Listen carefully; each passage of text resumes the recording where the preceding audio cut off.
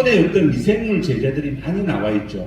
근데 미생물 제재들의 단점이 좀 심심하다. 효과가 좀 떨어진다. 그게 왜 그러냐 하면은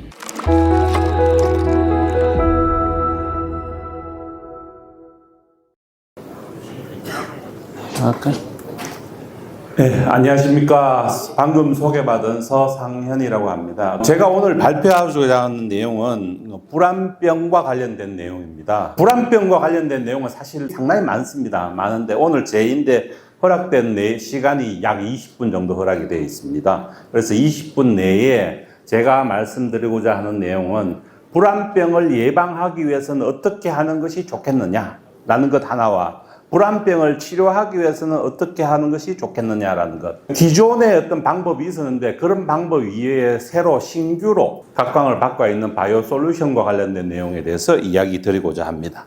먼저 불안병이라는 것이 무엇이냐? 불안병은 주로 사과나무에서 발생하는 사람으로 비교하자면 암과 같은 존재다. 이렇게 표현을 많이 하고 있습니다. 그래서 사과나무에 생기는 암이다. 이렇게 생각하셔도 좋을 것 같습니다. 그만큼 방제가 어렵다는 이야기가 되겠죠. 자, 불안병이라는 건 주로 이제 사과나무에 많이 생기고 또 다른 작물에도 일부 있습니다. 이 불안병은 기본적으로 발생을 하게 되면은 가지 또는 줄기에서 궤양이 생깁니다. 궤양이 생겨서 아주 작은 반점으로 시작해서 큰 궤양으로 발달하는 그런 형태가 되겠고요. 그 다음에 병이 진행되면서 수액이 유출되고 껍질 터짐 또는 벗겨짐 현상이 일어나면서 가지가 점점 마르고 전체적으로는 나무 전체가 고사하게 되는 그런 병이다라고 볼 수가 있습니다. 이 병을 일으키는 것은 주 원인균으로 곰팡이입니다. 미생물 같은 경우에는 곰팡이가 있고 세균이 있습니다. 이 세균은 어느 정도 방지하기가 좀 쉽습니다. 그런데 곰팡이와 연관된 그런 형태의 병은 방제가 굉장히 어렵습니다. 이 불안병도 곰팡이에서 유래된 병이기 때문에 방제가 그만큼 어렵다라고 판단하시면 되겠고요. 이 곰팡이 중에서도 발사말리라는 균주가 일으키는 병이다. 여기 보면 또는 발사세라토스포마 하는 균주도 있는데 이 두 개의 균주가 일으킵니다. 두 개의 균주는 차이가 좀 있는데 기주특이성, 다시 말해서 발사말리라는 균주는 사과에 주로 병을 일으키는 겁니다. 요거 같은 경우에는 다른 다른 작물에도 배나 다른 작물에도 일으키고 사과에도 일으킵니다. 다만 이 두 가지의 병원균의 차이는 독성의 차이가 큽니다. 발사말리라는 균주는 독성이 아주 강합니다. 발생하면은 나무를 고사시키는 것까지 진행이 쫙 가버립니다. 대신에 세라토스포마 같은 균주는 나무를 고사시키는데 걸리는 기간이 굉장히 깁니다. 그래서 잘 안 죽어요, 나무가. 그래서 이 균주에 감염되면은 나무가 거의 암에 걸려서 죽는 그런 과정을 거치게 되는 것과 같다. 이래 보시면 되겠고요. 또 지역적으로 좀 차이가 있습니다. 요 앞에 있는 그 발사말리라는 균주는 동아시아, 다시 말해서 한국, 일본, 중국 이 세 나라에서 주로 발병하는 균주. 다시 말해서 불안병이 이 동아시아에서 생기는 것은 대부분 이 균주에 의해서 발생하고 발병하게 되면은 치료도 어렵고 나무가 고사해서 결국은 죽게 됩니다. 여담으로 말씀드리면은 제 선친께서 사과 농사를 경북 영천이라는 곳에서 한 35년을 사과 농사를 지으셨어요. 그런데 한 20년 전에 결국은 사과를 폐원을 했습니다. 그 폐원을 했는 원인이 가장 큰 원인이 바로 이 불안병 때문에. 불안병이 너무 심해가지고 농사를 더 이상 할 수 없어서 할 수 없이 14,000평을 다 갈아엎고 포도로 작물을 전환시켰습니다. 그만큼 저희 밭이 폐원된 원인이 바로 불안병 때문에 그렇게 됐습니다. 자, 불안병이라는 것은 방금 말씀드린 발사말리라는 곰팡이가 일으키는 병인데 그 곰팡이는 이 곰팡이 포자라는 것, 그 곰팡이가 있으면은 감염은 연중 일어난다 이렇게 보시면 됩니다. 1년 내에 일어난다 이렇게 보시면 됩니다. 특히 감염 최성기라는 것인데 바로 이게 겨울입니다. 12월부터 4월까지가 감염 최성기. 이때가 주로 감염이 많이 일어납니다. 발병이 하게 되면 연중병이 진전되며 봄에서 초여름까지가 가장 빠르게 진전되고 여름에는 약간 정체기가 오고 다시 가을 되면 다시 병이 진전된다 이렇게 보시면 되겠습니다. 그래서 1년 내에 진전되는데 감염은 주로 겨울에 일어난다 이렇게 생각하시면 되겠습니다. 그래서 감염을 막아주려면 겨울에 잘 관리를 해 주셔야 됩니다. 1989년도에 네오아소진, 아마 많이 들어보신 약제입니다. 불안병하고는 뗄 수가 없는 약이죠. 그런데 이 네오아소진이라는 약은 발암성도 있고 안에 비소라는 중금속이 들어있습니다. 그래서 독성이 아주 높습니다. 높기 때문에 이 네오아소진이 있을 때는 그나마 치료도 좀 되고 관리가 됐는데 지금 현재 이게 단종된 지가 한 20년 됐습니다. 그래서 이 약이 없으니까 치료하기가 굉장히 어려웠습니다. 이게 독성이 높은 약이었죠. 농약이 전반적인 추세가 독성이 높은 약은 다 없어지는 거 아닙니까? 그래서 이 약제가 없어지고는 치료할 방법이 별로 없습니다. 감염 최성기가 12월에서 4월이라고 그러는데 병균은 상처 부위를 통해서만 침입을 합니다. 상처가 없으면 병이 발생하지 않습니다. 절대 안 합니다. 그래서 반드시 상처 부위가 생겨야 되는데 상처가 많이 생기는 게 바로 겨울이죠. 왜? 여러분이 전지전정을 하시지 않습니까? 가지를 자릅니다. 그죠? 전정을 하기 위해서. 자르면 그 잘라진 부위로 병균이 침투를 하게 됩니다. 그래서 이 12월에서 4월 사이에 있는 전지전정 시기에 일단 관리를 잘 해주셔야 된다라는 이야기입니다. 그 다음에 뭐 작물을 튼튼하게 만들면은 아무래도 병에 잘 안 걸리겠죠. 그건 뭐 일반적인 이야기가 되겠고요. 불안병을 관리하기 위해서, 병을 막아주기 위해서 어떤 방법을 쓰면 좋으냐 하는데 제가 판단하기에 불안병을 100% 막아줄 방법은 없습니다. 현재로서는 없습니다. 다만 내 밭에 불안병이 생긴다, 좀 많다 이러면은 이 밀도를 낮추어주는 관리를 해줘야 됩니다. 이 낮추어주는 관리를 하기 위해서는 적용 약제를 사용하거나 하면은 병원균의 밀도를 맞추어줄 수 있습니다. 그다음 두 번째, 아까 제 앞에서 이야기했듯이 상처가 있어야지만 병균이 감염이 일어난다고 했습니다. 상처를 잘 관리를 하셔야 된다. 이 두 가지만 잘 관리를 하셔도 불안병을 예방하는 데 상당한 도움을 받을 수가 있습니다. 또 반대로 이 두 가지를 관리를 못 하시면은 내 밭에 불안병은 계속 발생하고 결국은 나중에 폐원을 할 수밖에 없게 된다는 이야기가 됩니다. 자, 불안병을 예방하기 위해서 1차적으로 앞에서 병원균 밀도를 관리해야 된다. 내 밭에 불안병을 일으키는 곰팡이를 최대한 낮춰야 된다. 약을 아무리 쳐도 제로로 만들 수는 없습니다. 대신 밀도를 낮춰주기만 하면 병원균에 감염될 확률은 낮춰줄 수 있다는 거죠. 그래서 과온의 병원균 밀도를 낮추기 위해서는 적용약제를 잘 포함됩니다. 이 적용약제는 뭐 여러분 잘 아시는 봄에 쓰는 베프란이라든지 보르도액 같은 게 있는데 여러 연구 결과에 의해서 적용약제도 효과가 있지만은 특히 이 보르도액을 잘 관리를 하셔야 됩니다. 활용을 하시면 됩니다. 구리가 들어있는 보르도액이 상당한 특효입니다.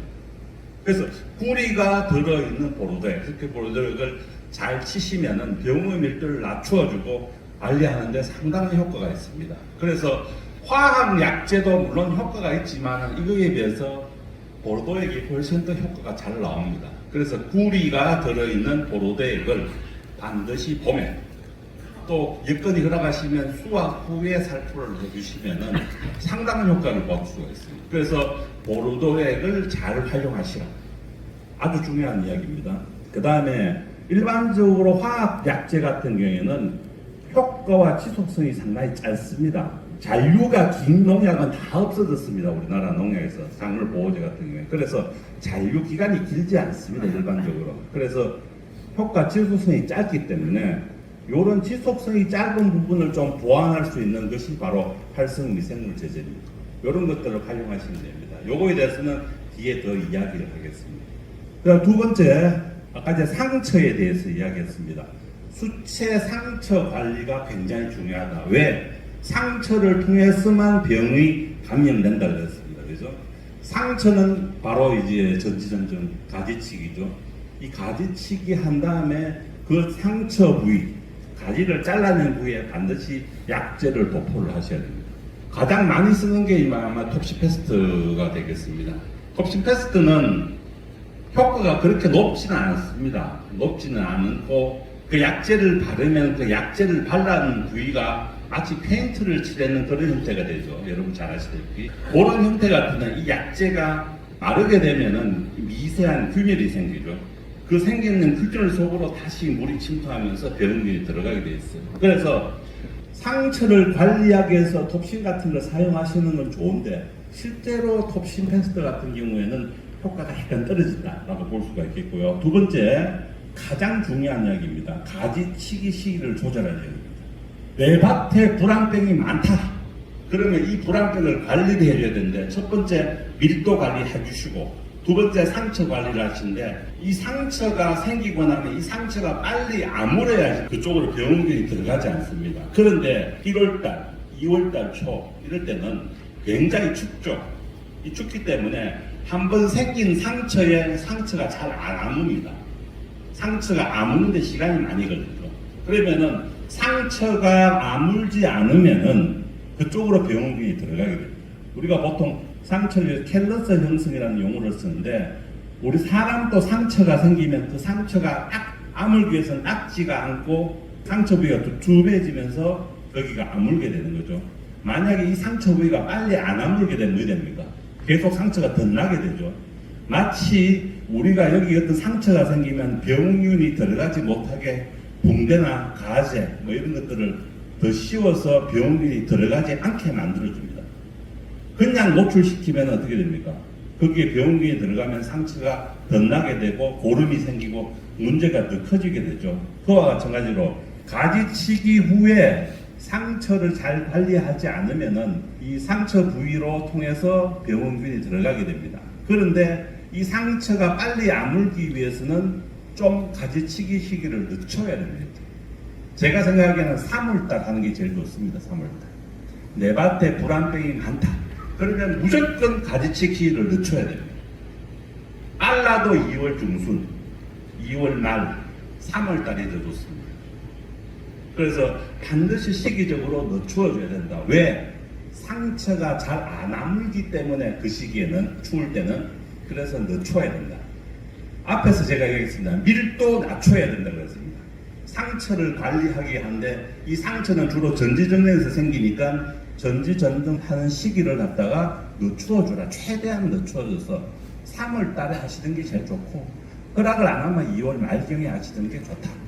이후 최소한 2월 중순 이전에는 하지 마시라. 이렇게 권장을 드립니다.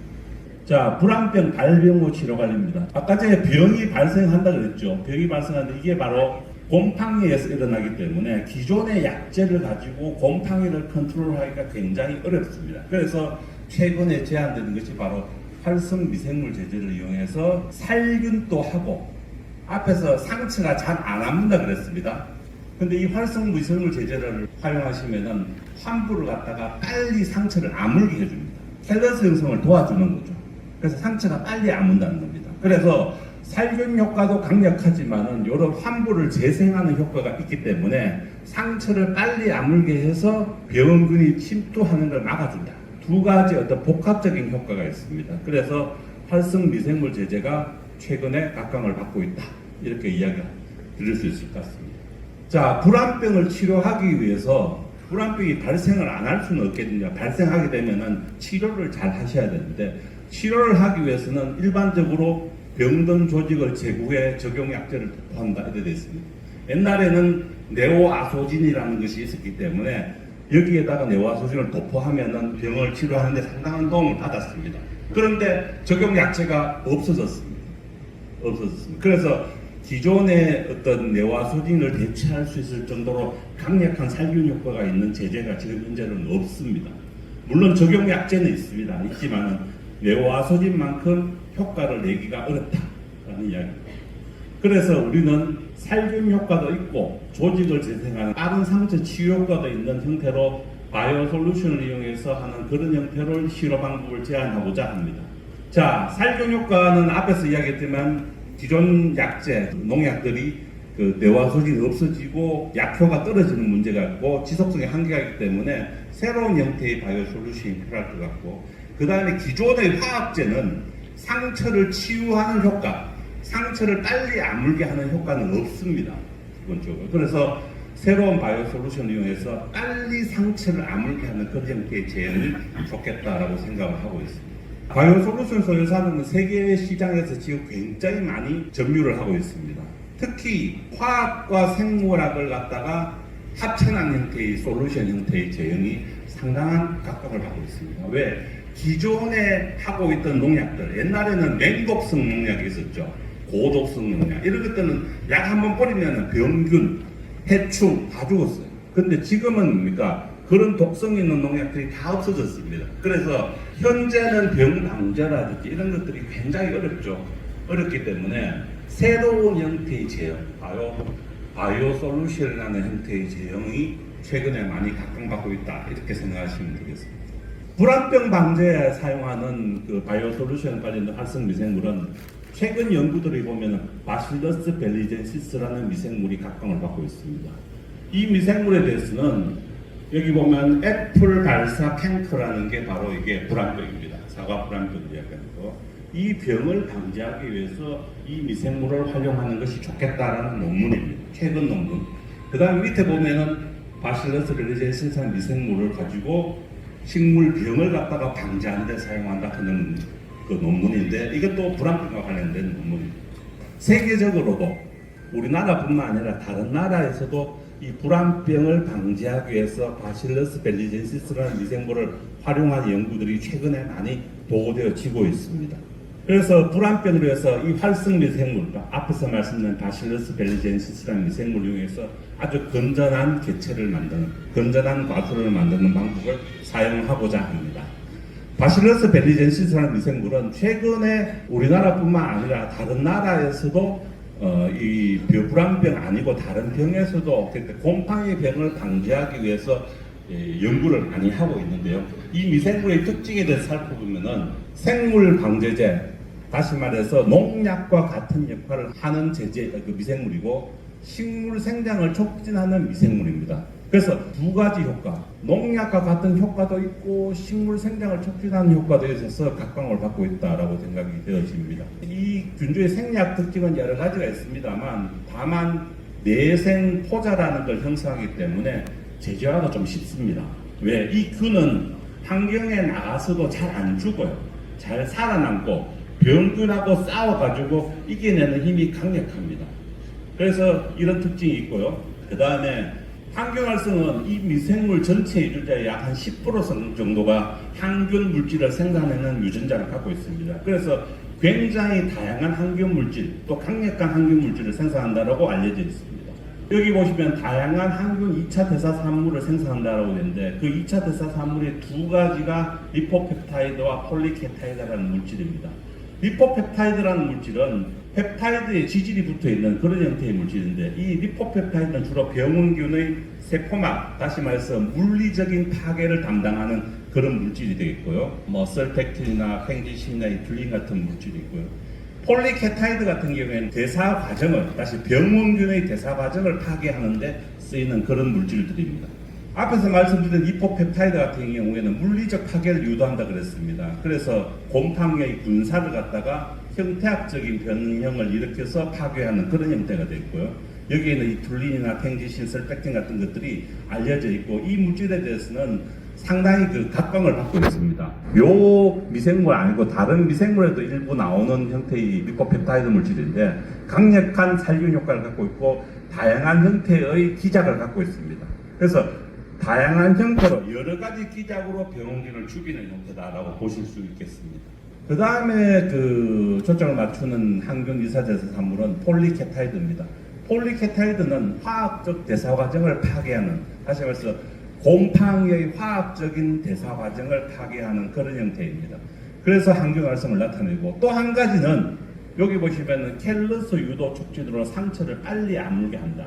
마이크로락틴이라는 물질이 상처를 빨리 아물게 하는 그런 특징이 있습니다. 항균 2차 세사 산물이 병을 일으키는 곰팡이를 죽이고 또는 물리적으로 변형을 일으키고 화학적 대사 과정을 통해서 병원균을 갖다가 사멸시키는데 상당한 영향을 끼치고 항균 물질이죠.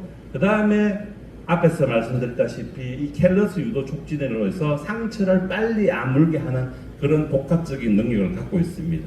병원균을 죽이는 효과, 살균 효과, 그 다음에 상처를 빨리 아물게 하는 이 두 가지의 작용에 의해서 기존의 어떤 화학제를 대체하고 기존 화학제에 대해서 훨씬 더 나은 솔루션을 제공할 수 있다고 보실 수가 있겠습니다. 앞에서 말씀드리는 리포펩타이드, 폴리케트 이 두 가지 문제는 불안병 관리 측면에서 왜 중요하냐 하면은 앞에서 이야기했던 두 가지 복합적인 효과, 그 다음에 이것들이 지속성이 있고 또 복합 처방적인 거, 켈러스 현상 촉진을 해서 상처를 빨리 아물게 하는 효과가 아주 중요하다는 겁니다. 그만큼 상처를 빨리 아물게 해준다는 거죠. 그 다음에 발시스톨 베르제니시스는 식물 유도 전신 저항성입니다. 식물에는 ISR이라는 식물 유도 전신 저항성인데요. 이게 우리 사람으로 따지면 면역과 같은 겁니다. 우리 사람도 면역이 올라가면 병에 감염이 잘 안 되죠. 이 식물에도 ISR을 갖다가 강화시키면은 병에 감염이 잘 안 된다. 마치 백신을 맞은 것 같은 효과를 식물에서도 거둘 수가 있습니다. 그게 바로 ISR입니다. 이 미생물이 ISR을 촉진하는 역할을 해줍니다. 그 다음에 접착 및 지속성.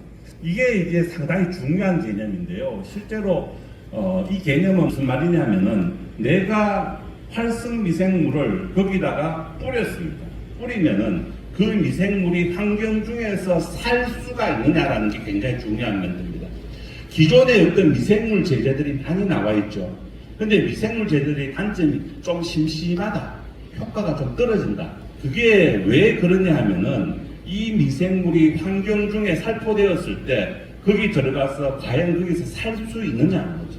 또 잘 살 수 있도록 만들어줘야 되죠. 근데 실제로 그렇게 만들기가 어렵습니다. 그 활성 관리를 해주는 게 상당히 어려워요. 여러분 그 농업기술센터에서 미생물 공급 사업을 많이 했습니다. 그 미생물 공급 사업이 실제로 활성화가 많이 안 됐죠. 왜 그랬냐 하면 여러 가지 원인이 있겠습니다만 가장 큰 원인이 처음 사용할 때는 효과가 있는 것 같았는데 나중 갈수록 점점 효과가 없어진다는 이야기를 많이 하십니다. 경북 지방에 제가 어떤 특정한 그 지역은 말씀드리지 않겠습니다만 그 지역, 특정 지역에서는 그 특정한 농업기술센터가 되겠죠. 거기서는 미생물 관리를 하는데 약 1년에 6천만 원 정도 비용을 투입합니다.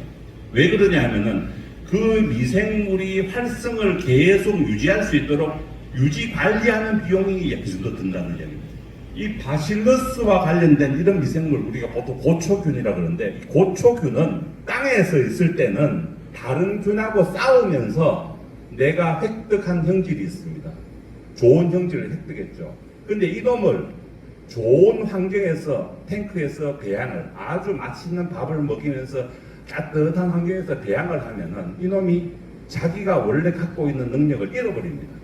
다시 말해서 척박한 환경에서 다른 놈하고 싸우면서 내가 획득한 형질이기 때문에 척박한 환경에 있을 때만 효과를 나타내는데 내가 실험실에서 또는 아니면 공장에서 좋은 환경에서 배양을 해버리면은 그 좋은 능력이 사라져버립니다. 그래서 기술센터에서 미생물 관리의 어려움이 그것이 활성을 잃어버렸는지 안 잃어버렸는지를 체크를 해줘야 돼요. 근데 그 체크는 아무나 할 수 없습니다. 최소 박사급 연구원이 들어가서 그 활성 체크를 해줄 수가 있어요.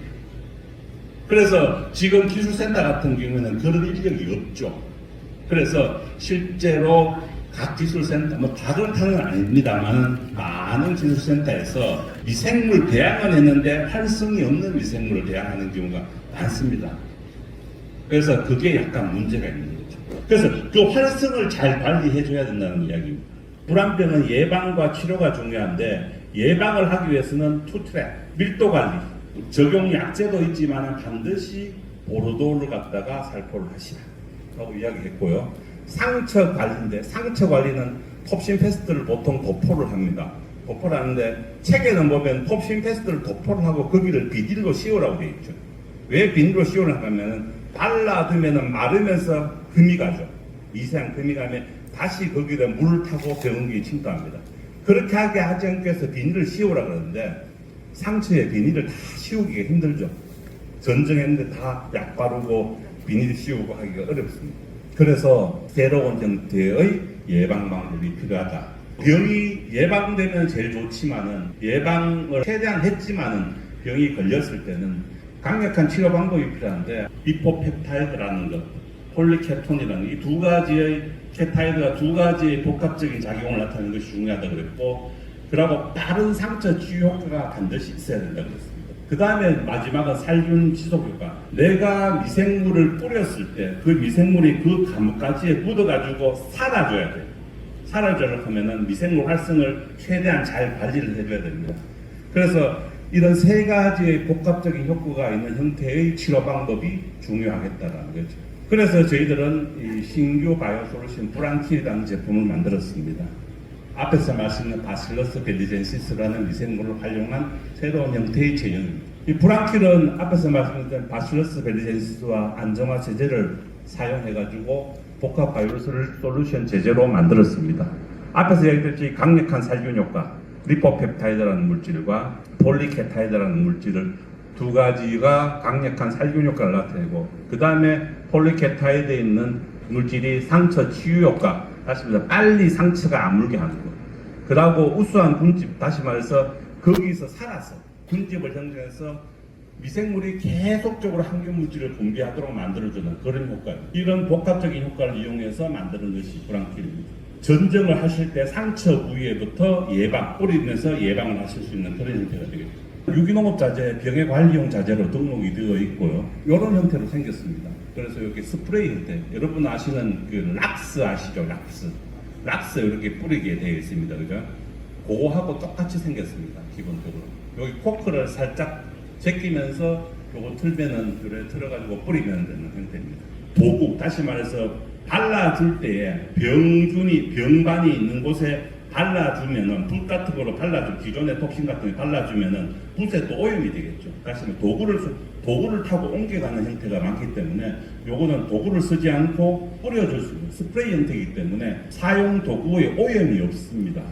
일반적으로 가지치기를 한 후에는 상처 부위에 일회살포, 톱신을 뿌리지 마시고 톱신 대신에 상처 부위에 한번 뿌리면 되고, 병반 같은 경우에는 치료 목적이죠. 그럴 경우에는 환부를, 병이 걸린 환부는 반드시 삭제를 해야 됩니다. 병반 위에다 뿌려가지고 효과를 못 나타냅니다. 삭제를 하시고 충분히 삭제하시고 다 깎아내고 갈색으로 변한 부위 쪽이죠. 깎아내고 한 2회 정도 살포, 뭐 1회 살포가 효과를 나타낼 수도 있지만 확률적으로 좀 낮기 때문에 2회 정도 이상 살포하셔야 되고, 다만 이제 생육기 중에는 잎이 있으면은 이거는 원액입니다. 원액. 미생물 제제가 원액으로 형태의 제형이 되는 게 없습니다. 처음입니다. 처음. 그래서 원액을 살포하면 잎이 타는 현상이 일어납니다. 원액이기 때문에. 그래서 생육기 중에는 원액 살포할 때 좀 주의를 하셔야 되겠고요. 예방 및 치료 시험은 강원대 친환경 농산물안전센터에서 공인 시험을 진행을 했고요. 사과콜라 TV 여러분 잘 아시는 유튜브 방송이죠.